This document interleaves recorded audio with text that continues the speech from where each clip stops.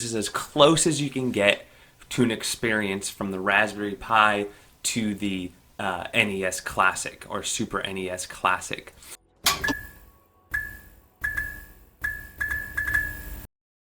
Alright, we're in. It detected our controller right off the bat. That's good. You don't have to hook up a keyboard. It'll just detect the controller you have. It does have hotkey enable. I do know this is on RetroPie 4.3, so this is the latest, the greatest, up to date. The only thing this image doesn't have to make it a complete clone of the mini NES and what the Pi is capable of is to add the music. And that's fairly easy to do. I'll put a link how to add background music. You can add that same tune. So this is running the Wreckage themed, I believe this is the new one. So just like the Super NES Classic. And he even added the collections, the all games, the favorites, the last played. This is only like a 3 or 4 gigabyte image. So this will fit on an 8 gig, a 16 gig, a 32 gig, all the way up to 400 gigabytes if you really wanted to. But what it is it's a small download. The Sharkade image I just did was a 32. I would go this image over the Sharkade image just because it's much smaller. It's a smaller download. Yes, it has less games, but it's on a newer version. It has the new theme already on it. It has video snaps on it. It's all customized. It's ready to go with your controls.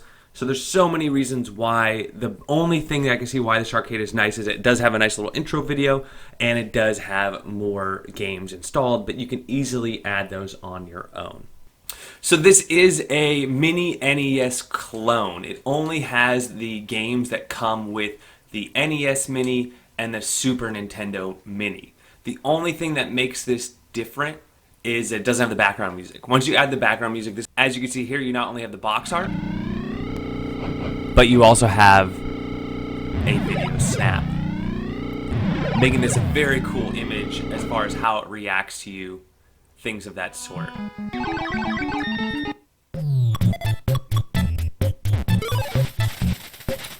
So these are the video screensavers. You can have it go for 30 seconds or longer, and it'll rotate through all the video snaps you have on their image. So in this image we have 51 games. So it'll rotate between those. And at any point in time, if I decide, hey, I want to play this game, I would just hit start on my controller, and it would then play this particular game.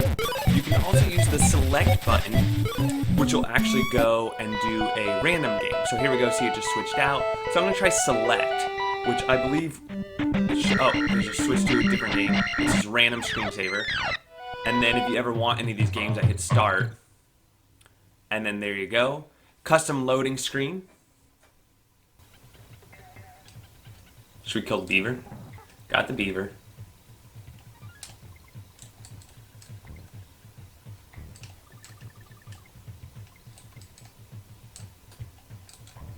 Some big guys right there.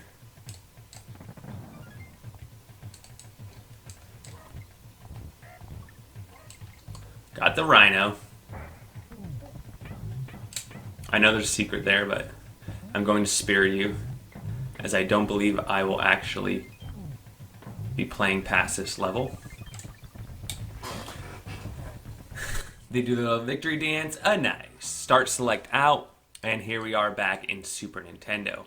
Again, it has the box art, and then it just go ahead and goes into the video snaps. So really beautiful image. You can even change the backgrounds. It is possible. A lot of cool stuff. You can add some things to your favorites. You can see the last played games. Star Fox 2, Bubble Bobble, Super Castlevania 4. And the experience is just like the NES Classic Mini. You can still save your state. You can still rewind. You can do cheat codes. The high scores still work. You name it, the RetroArch can do the majority of it. So really cool stuff. Here it is. Overall, as far as what it is, that it's a mini NES or mini SNES clone, it's exactly that. Like I said, the only little addition that I think could be done is you can add the background music that is played on the mini SNES, and that's totally possible to do. It's just, like, for me, that stuff gets annoying after a while. Like, it's cool at first to be like, look, it has the same sound, that's so cool. It's like, it sounds cool to tell your friends, but if you're actually playing this system every single day, you start to what's it called? phase out. You start to like not even pay attention to the music. So it's a really minor detail in that regard. So the same games that are included on the NES Classic, the same games on the Super NES Classic. If you want to expand this, it's super easy to do, drag and drop ROMs. So there's no hack needed. If you put this on a 32, if you put this on an 8 gig, you should be able to get the entire NES and Super NES on an 8 gigabyte, no problem. 32 gigabyte, you can get even Nintendo 64 on there and a bunch of other stuff as well. Let me know what you guys think about this one. MadlittlePixel did a beautiful job. Love it, love it, love it. Ruckus did a great job on this theme. Love it, love it, love it. And RetroPie doing it up with the screensavers. More controllers are working than ever. A lot more functionality when you hit the start button here through UI settings, things like that. You can still search, you can scrape. All that stuff is available at your fingertips. Nothing to unlock. It's all there. So enjoy this one. Let me know if you have any questions. Throw a like if you could. Hit that little thumbs up. Don't forget to subscribe to the channel. And we'll see you on the next one. Hey guys, you made it to the end of the video. Awesome. I want to share with you my new Drew Talks 247 influencer page from Amazon. This is a new feature. Basically, it's like a wish list, but it's more for my viewers. It's everything that I use or have used or reviewed.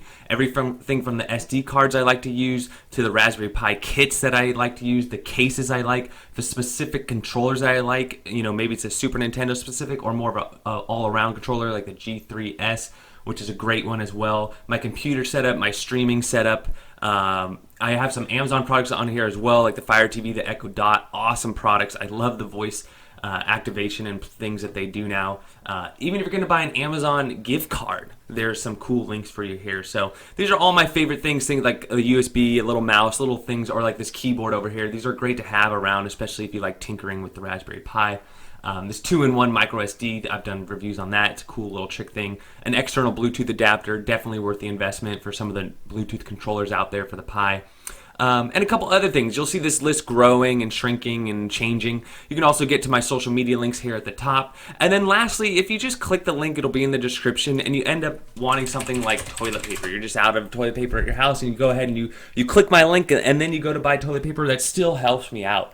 So, you know, just clicking that link and buying something else, totally not even on my list, still does help out this channel. The price to you is the same. A lot of people think like, oh, I got to pay extra for this.